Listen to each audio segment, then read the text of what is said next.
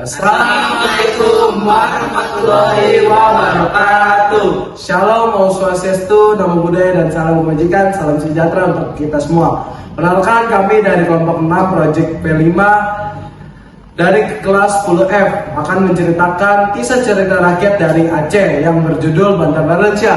Saya sendiri adalah Stanley Manunggulo yang memerankan paman dan warga.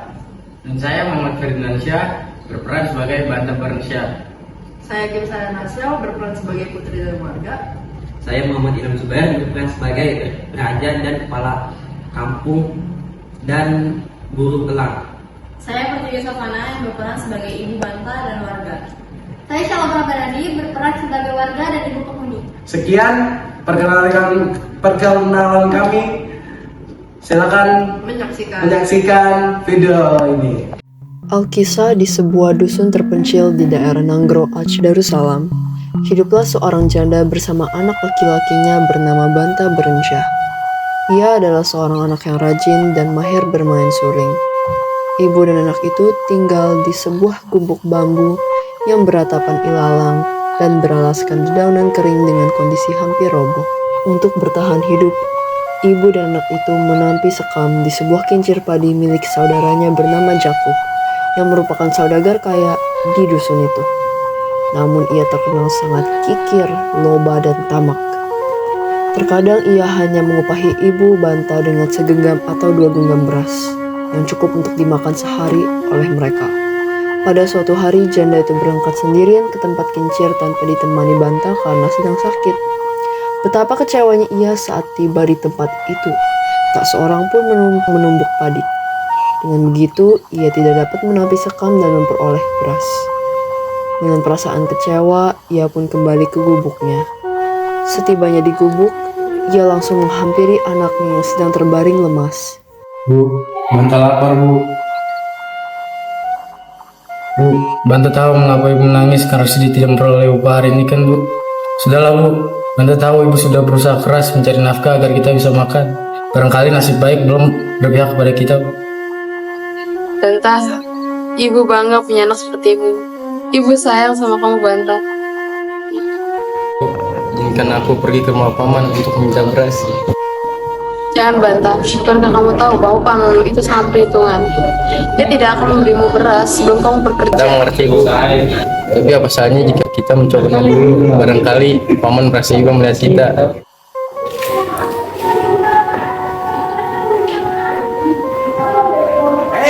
Anak orang miskin, mau ngapain di sini? Jangan mau di sini. Kasihan kami, berikan makan untuk beras. Dan keadaan-keadaanmu itu, kalian lapar atau mati pun aku tidak peduli sekalipun. Dalam perjalanan pulang, Bantah Barencia mendengarkan kabar dari para warga bahwa Putri Terusmata akan menerima lamaran bagi siapa saja yang sanggup mencarikannya pakaian dari emas dan suasa. Mendengar kabar itu, timbul keinginan untuk mengadu untung. Ia berharap dengan menikah dengan Putri, hidupnya menjadi lebih baik. Ia pun bergegas pulang ke gubuknya untuk menemui ibunya. Bu, Bantah tahu ibu telah berusaha memberikan yang terbaik untuk Bantah. Ini Bantah hampir melampaui rasa, dan saat ini Bantah berusaha bekerja keras memberikan yang terbaik untuk ibu. Jika ibu merestui tulisan, dan karena Bantah Rantau tidak bisa mengubah hasil kita aja.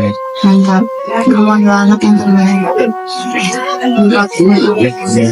Ibu bangga punya anak seperti ibu. Jika itu menjadi berkat baikmu, ibu akan menyelesaikan kamu dan melakukan kamu dalam.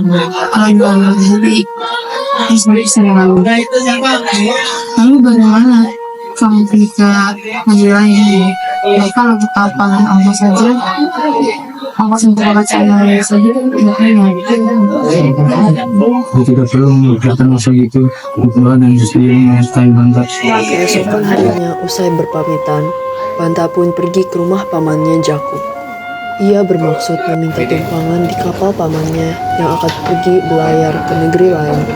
Setibanya di sana, ia kembali dibentak oleh pamannya. Ada apa lagi kamu ke sini? Rasanya pemalas. Jika saya ikut berlayar sampai ke malam, Jakub tersentak mendengar permintaan aneh dari Bantah. Ia berpikir bahwa keponakannya itu ingin bunuh diri, maka dengan senang hati ia pun mengizinkannya. Ia merasa hidupnya akan aman jika anak itu mati karena tidak akan lagi datang meminta-minta kepadanya. Akhirnya Banta pun ikut berlayar bersama dengan pamannya. Paman, jangan sama paman sambil di sini saja. Kamu belum turunkan saya di sini. Dasar anak bodoh. Wow, turunkan dia biar dia dimasukin ikan besar. Namun betapa terkejutnya ia setelah menurunkan Banta ke tengah laut. Ternyata sehelai daun talas itu mampu menahan tubuh Banta di atas air. Ia pun tiba di sebuah pulau. Ia terkagum menyaksikan pemandangan yang indah karena hampir di setiap halaman rumah penduduk terbentang kain tenunan dengan berbagai motif yang sedang dijemur. Rupanya hampir seluruh penduduk di pulau itu adalah tukang tenun. Banta pun mampir ke salah satu rumah penduduk menanyakan kain emas dan suasa yang dicarinya. Permisi Bu, saya ingin bertanya apakah itu menjual kain emas dan perasa? Maaf ya, tapi saya nggak ngerti apa yang Anda maksud. Kalau tak kain emas, Ibu tidak menjualnya, maaf ya. Oh, tidak apa-apa Bu, terima kasih. Ia pun pindah ke rumah tukang tenun di sebelahnya. Dan ternyata pemilik rumah itu juga tidak memilikinya. Berhari-hari ia berkeliling kampung dan memasuki rumah penduduk satu persatu. Namun kain yang dicarinya belum juga ia temukan.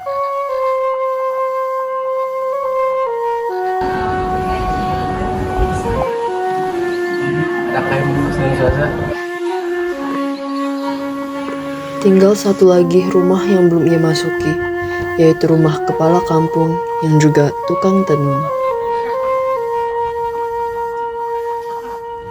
Buat anak-anak. Apa saya akan masuk kemari mencari kain emas dari emas dan perasa? Jika Tuhan memilikinya, bolehkah saya membelinya? Wahai belum ini, kamu ini mau bayar kain emas dan suasa itu pakai apa? Nah, Tuhan, saya memang tidak mampu membayarnya dengan uang, tapi jika Tuhan tidak memperkenankan, bolehkah saya membelinya dengan abu? Banta, bolehkah saya tahu kenapa kamu sangat menginginkan kain itu? Banta pun menceritakan alasannya sehingga ia harus berjuang untuk mendapatkan kain tersebut. Karena Iba mendengarkan ceritanya, akhirnya kepala kampung itu memenuhi permintaannya.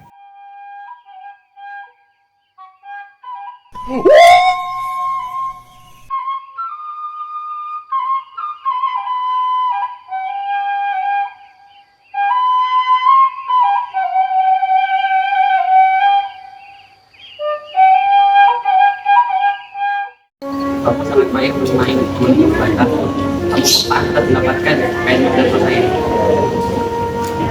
Terima kasih Tuhan, Anda sangat berutang budi kepada Tuhan. Anda akan selalu mengingat kebaikan hati Tuhan. Setelah mendapatkannya, meninggalkan pulau itu dan berlayar mengarungi lautan luas menuju kampung halamannya dengan tala saktinya. Melihat ada pamannya, mereka pun pulang bersama. Namun saat berada di atas kapal, kainnya dirampas oleh pamannya dan ia dibuang ke laut. Dengan perasaan bangga, Jakub membawa pulang kain tersebut untuk mempersunting putri terus mata. Sementara Banta hanyut terbawa arus dan ditemukan pasang suami istri yang sedang mencari kerang. Sepasang suami istri itu membawanya pulang dan mengangkatnya sebagai anak.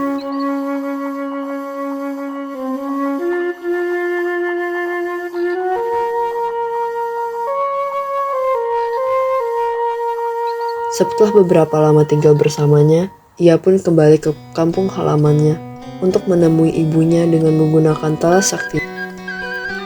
Setibanya di gubuk, ia pun disambut oleh ibunya dengan perasaan sukacita. Kemudian Banta pun menceritakan semua kejadian yang telah dialaminya. Sudahlah Banta, Ibu mengerti perasaanmu. Barangkali belum nasibmu untuk kamu syuting Putri Raja. Tapi Bu, Banta harus mengambilnya kembali. Kain emas dan suasa itu milik Banta. Ketahuilah Banta, pamanmu itu sangat beruntung. Apa maksud Ibu berkata begitu? Pamanmu itu sungguh sangat beruntung. Saat ini ia sedang melaksanakan pernikahan di istana Putri Raja. Saat ini, perkawinan sedang dilangsungkan di istana. Tanpa berpikir panjang, ia kemudian segera berpamitan dan bergegas menuju tempat pesta itu dilaksanakan. Namun setibanya di sana, ia tidak dapat berbuat apa-apa karena tidak mempunyai bukti untuk menunjukkannya kepada raja dan sang putri. Kemudian, ia berdoa kepada Tuhan. Kemudian datanglah seekor burung elang yang berputar-putar di atas keramaian sambil berbunyi. Kau berbohong ya? Kau mencuri kain ini dari seseorang yang bernama Banta Berensyah. Mendengar hal itu, Jacob pun melarikan diri dari pesta tersebut.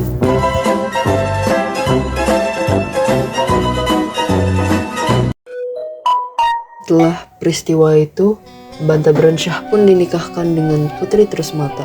Beberapa lama setelah mereka menikah, raja yang merasa dirinya sudah tua menyerahkan jabatannya kepada Banta Berensyah. Akhirnya mereka pun hidup bahagia bersama.